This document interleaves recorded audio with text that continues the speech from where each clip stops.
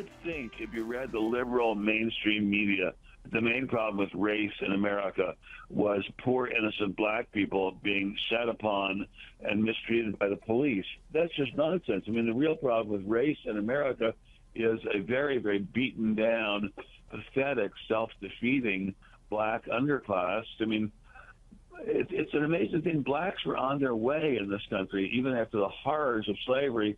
And then drugs came in, the destruction of families came in, and the crisis in the black community is just absolutely unbelievable. And that, it seems to me, is something Mr. Obama could have addressed, and he has ignored it completely. All right, that was Ben Stein 2 days ago on this show. That was from the O'Reilly Factor last night on the Fox News channel, where Bill O'Reilly was kind enough to play that bite and then debate the remarks on a segment.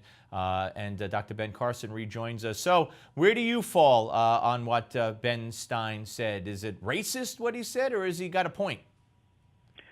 Well, there is no question that there has been a tremendous decline and the great progress that was being made in the black community after having suffered slavery and Jim Crowism and segregation and all kinds of discrimination.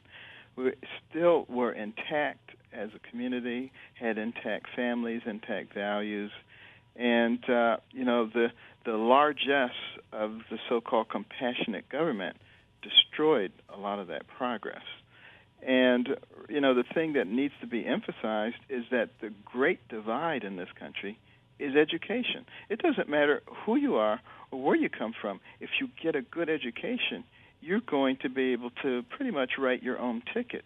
And that's what's going to have to be emphasized again. But we have to look at what the barriers are to keep people from getting educated and deal with those primarily. There's no question that there is a big problem there. There's plenty of blame to go around, but blaming people probably isn't going to solve the problem. What we're really going to have to do is come up with the solutions. Well, absolutely. So if you saw Ben Stein, you would say to him, "Boy, that was racist," or "Boy, you have a good point"?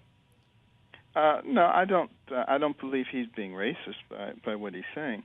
But I would emphasize to him, let's expend the energy on coming up with real solutions.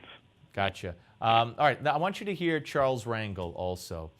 When it was pointed out to him by Mark Lamont Hill that he had called the Tea Party white crackers, he gave this kind of half-hearted, in-your-face, mocking apology for saying it, and here's part of what it sounded like.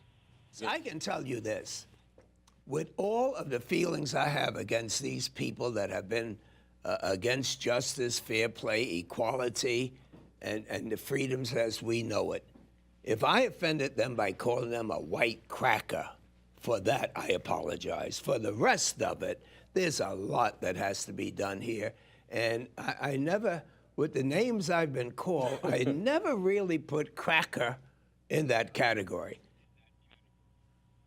All right, and there was a lot more to it. He basically accused the Tea Party of all kinds of horrific things, lumping them together in my mind with the the KKK and the way it was in the Old South, which is just ridiculous. But throwing that term cracker, what does the term white cracker mean to you? Could it be any way? Could it be taken any way except in a derogatory fashion?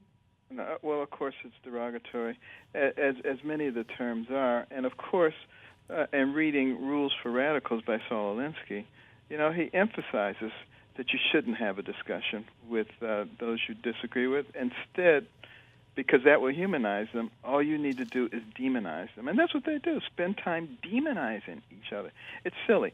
The Tea Party, I have had many encounters with the Tea Party. None of them have been unpleasant at all. I find them to be absolutely patriotic Americans. And all they're saying is, we have a say in what's going on in this country. We are not willingly going to turn our lives and our resources and everything over to a government that is trying to control our lives. And they're saying that the government is supposed to conform to the will of the people. That's the way it was set up. And instead, now the government wants the people to conform to it, and they're not going to settle for it. And that's why there's so much of an attempt to demonize them because it flies in the face of the progressive movement that has been trying to insinuate government into every aspect of our lives. Right. Doctor, thank you so much. And I want to direct folks, by the way, to your new book, One Vote, Make Your Voice Heard. And folks, you go to malzberg.onevote.com. Spell Malzberg right. It's there on the screen for you. You could see it right there. M-A-L-Z, like zebra, B-E-R-G. Malzberg.onevote.com. And Malzberg Show followers will get Dr. Carson's new book for a very special price.